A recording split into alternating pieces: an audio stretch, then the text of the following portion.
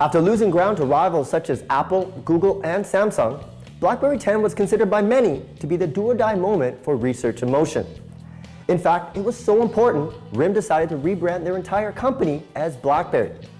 This phone right here, the Z10, is the first phone using the new BlackBerry 10 operating system.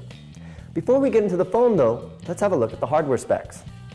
There's a 4.2-inch touchscreen with an HD resolution of 1280 by 768 pixels with a pixel density of 356 ppi. Sharpness-wise, that puts it ahead of the iPhone 5's Retina display and on par with Nokia Lumia's 920. There's a three-way volume rocker on the right, plus a discrete button in the middle to play and pause music. On the other side here, you see a micro USB and a micro HDMI. And this is great, especially the HDMI, because you could shoot video and then play it on your big screen television at home. On the top, you have the headphone jack and the power button right here in the middle.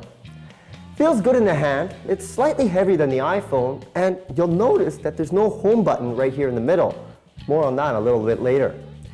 Got a removable back here with the slot opening right at the bottom here, and this is also where your speaker is at. Inside, you're going to find an 18 milliamp battery, which isn't spectacular, but it should provide you about 8 hours of juice. There's 16 gigs of built-in memory on board, but you can add up to 64 gigabytes via the micro SD card slot right over here. Now, this is a great feature because this is something you can't do with an iPhone. Once you run out of space, you're pretty much out of luck and you'll have to buy a new phone. There's two ways to turn the phone on. There's a gesture demo by just swiping it up like this, or of course you can press the power button in the top. Now, we can't talk about a new smartphone without mentioning the camera. The Z10 has an 8 megapixel camera with autofocus and an LED flash. Unfortunately, there's not many tweaking features such as smile or face detection and no touch focus. But it does have something called time shift, which lets you take 5 quick fire shots before and after you press the shutter. This can be handy, especially if someone blinks. The camera records full 1080p video, and there's a 2 megapixel camera on the front. Like Apple's FaceTime, you can now have video calls with others inside BlackBerry Messenger. Now let's take a look at the browser. Pages will open quickly, and the browser supports Flash, which is great for those Flash-based websites. Pinch to zoom works very well as well. Getting out is easy because you just have to swipe from the bottom to the top. You can have a total of 8 apps that are currently open at any time, and you can toggle between them by just tapping.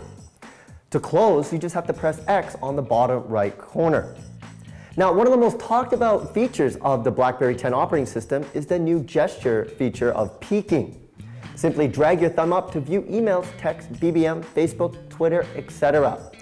Asterisks on the side will indicate all unread notifications. Simply drag your thumb to the right to see your entire BlackBerry hub, your one-stop communication portal. But nonetheless, my favorite feature out of this has to be the keyboard. It's the best one that I've used to date, and the predictive text feature is both unique and shows innovative thinking by the developers at BlackBerry. As you type words, words will be suggested for you to use, and you just simply swipe it up with the flick of your thumb. Over time, it will get better at predicting what you can say, so the possibilities are endless. And when you combine that with the BlackBerry Hub, I think you have one of the best communication devices on the market. Now, to succeed in the mobile space, you're going to need apps, a whole lot of apps. And BlackBerry 10 at release came with over 70,000 apps and 32 built-in apps, such as Facebook, Twitter, LinkedIn, Dropbox, and of course YouTube. And yes, you can get Angry Birds, but even apps like Songza, my personal favorite, are inside the BlackBerry world. Instagram and Netflix, however, were noticeably missing at the release of the BlackBerry 10.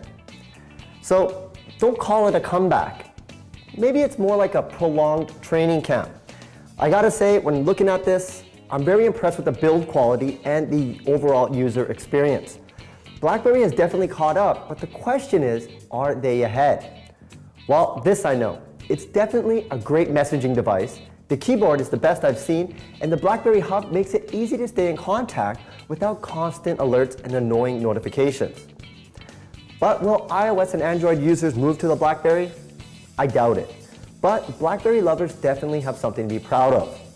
And over time, as they acquire more user feedback, this operating system and mobile experience will only get better over time.